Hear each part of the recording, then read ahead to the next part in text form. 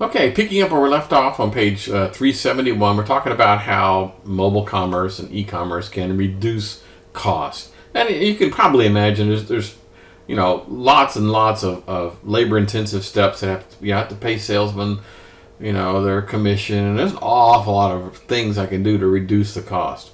Okay, the speed of flow of goods and services.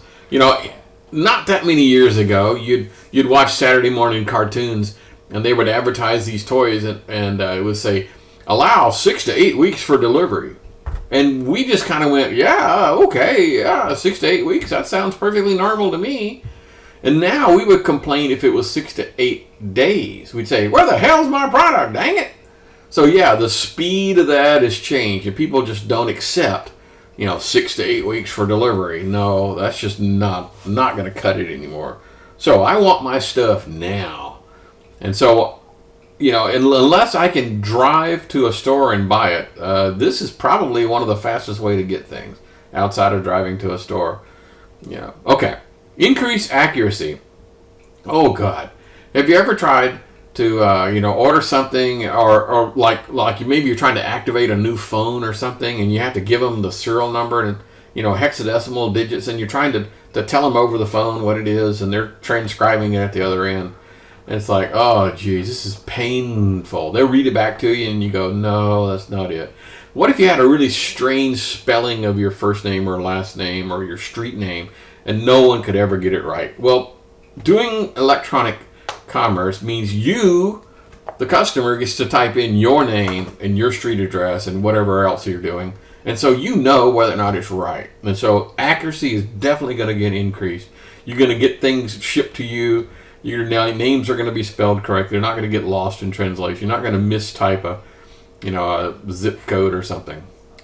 Improve customer service. Now, some people might argue that this is not the case, that going to an electronic retailer like Amazon to buy a coffee maker is going to reduce my customer service, because I can't have the salesman say, well, this one over here is, on sale, or this one's a little better, and I like that one. That kind of feedback from a human. But I'll admit that is one possible way of looking at it. The other one is I have access to an awful lot of other people's things. So, for example, I'm getting ready to buy a coffee maker. I would much rather go to Amazon and look at their ratings, from their customers, than go talk to a salesman whose job it is to sell me a coffee maker, okay? When I go to Amazon and look at their reviews, no one's trying to sell me anything. They're giving me honest reviews on what this thing can do and not do. So I actually prefer getting my feedback from electronics. Okay, so the next thing to talk about is the stages of putting together a website. So this is how a website typically works.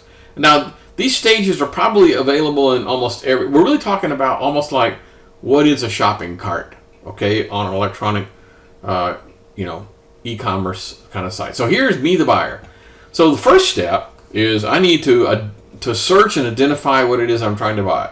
So I do some keyword searches. I go to Amazon, I type in coffee maker, and I get a list of them. And I poke through, I kind of get what I want. So I'm searching and identifying. Next, I actually select it and tell them how many I want. Okay, I've selected this one. Now I want 2 of them. Okay, that's the first thing. Then I have to go to the purchasing part, where I give them my credit card number and all the rest of that stuff.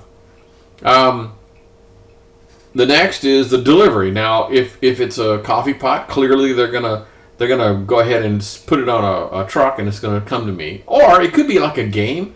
If I'm on one of those online game kind of places, the game can be, or a piece of software can be sent to me electronically, where I just get it almost immediately, and I don't have to wait for a truck to show up.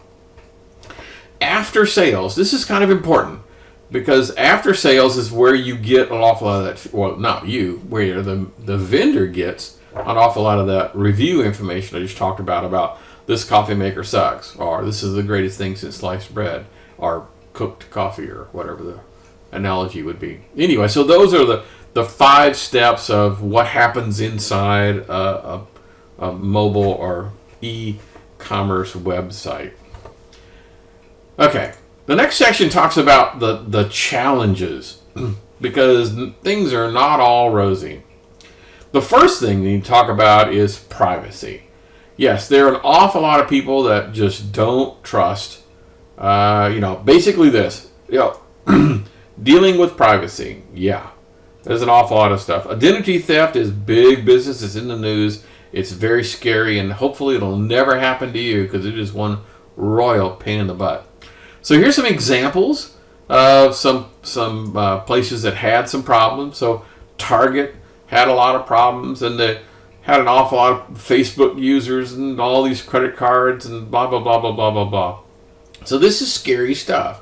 And even if your credit card information was not used inappropriately, it's annoying because they're going to tell the bank's going to reissue you another card.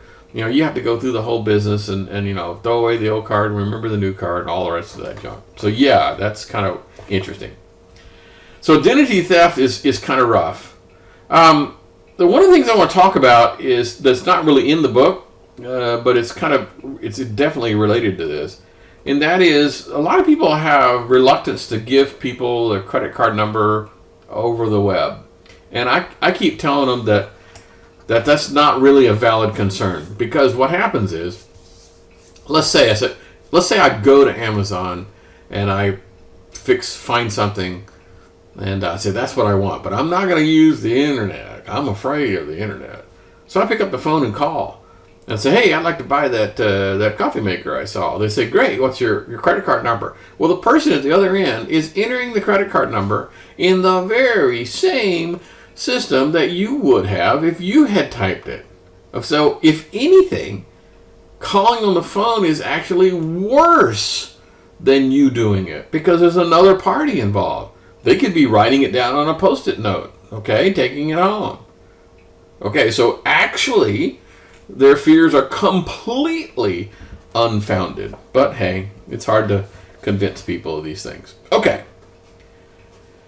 So what are the strategies for trying to build trust in your website? So I've got a website, and I know I've got people out there, particularly if you're targeting older retired people. Let's say that Life Alert, or maybe one of those cell phones that are kind of designed for elderly people.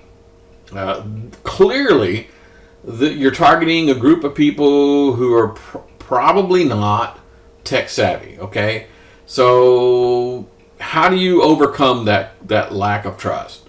Okay, so here's some good things they talk about. So yes, there's a bullet list here on page 378 that gives you some thing. One is building a strong relationship. Yes, you don't want a fly by night. You don't want a one-time deal.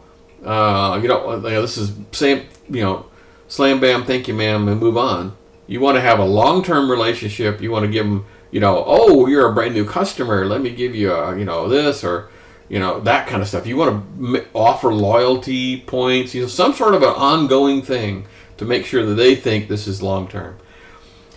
You're not a fly-by-night. You've been around a while, okay? Make it, and make sure your website is actually professional. If it looks amateurish, then people are going to go, I've done that. I was looking for an esoteric part, okay? I wanted a part for I wanted a battery for an old laptop, a very old laptop.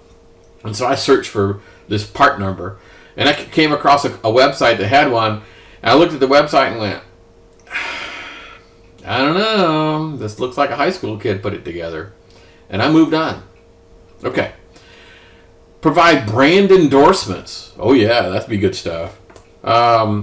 You can have, Better Business Bureau or eTrust or some of those kinds of things that you can say that, the regulatory standards, the payment card industry little logo on the corner of your website, those kind of things. So lots of things that you can do to help build trust.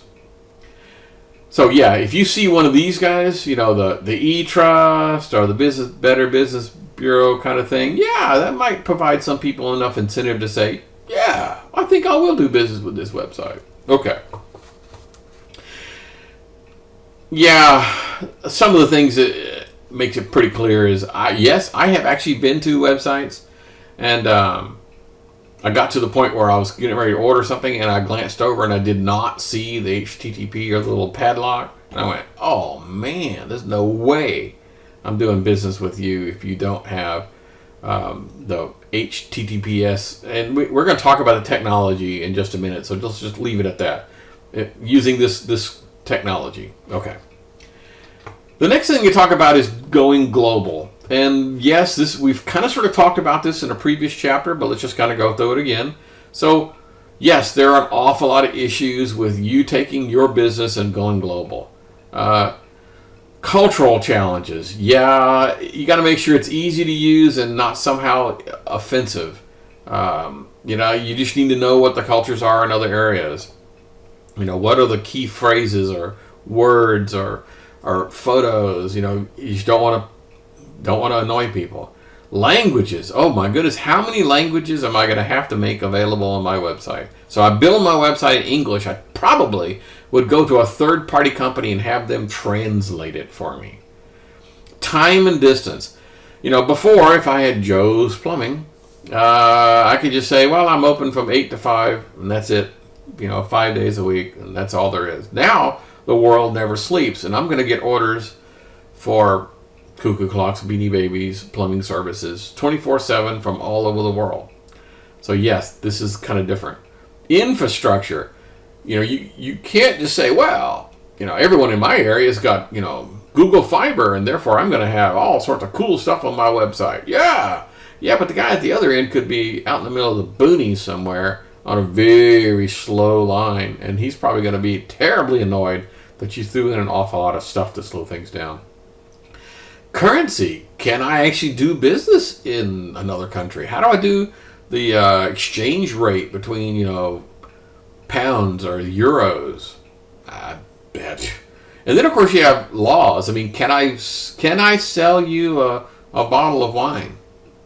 Yes or no? You kind of sort of need a list of states that allow you to ship wine to. It's kind of weird, huh? So, anyway, time zones, currency, language, culture, laws, those are all kind of the big things. And a lot of people who've kind of been through this once will tell you this is what drove them nuts the most, because they thought they could build their own website and maintain it and be done.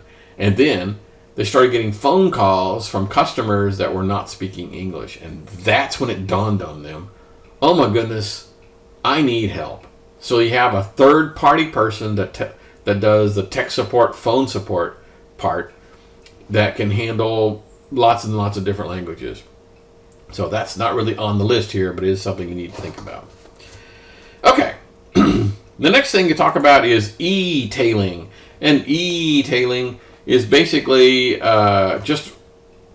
it's a regular retail kind of a scenario, but there is no brick and mortar store. That's what e-tail stands for. One of those goofy little margin notes. So electronic retailing, e-tailing, just basically means I don't have a store. Everything is electronic. And cyber malls, and again, this is one of those things where you go to a single location, then you have multiple fan-out websites, microsites that kind of go out to other places. Kind of interesting. Not all that much, but kind of. So that's basically all there is. Obviously, there's going to be some wholesale kind of things, but we won't get involved with that. All right, the next thing we're going to talk about is the use inside manufacturing. So again, we're talking about using, business information systems, websites in manufacturing. But we're pretty doggone close to the 15-minute mark, so we'll pick this thing up again in just a few.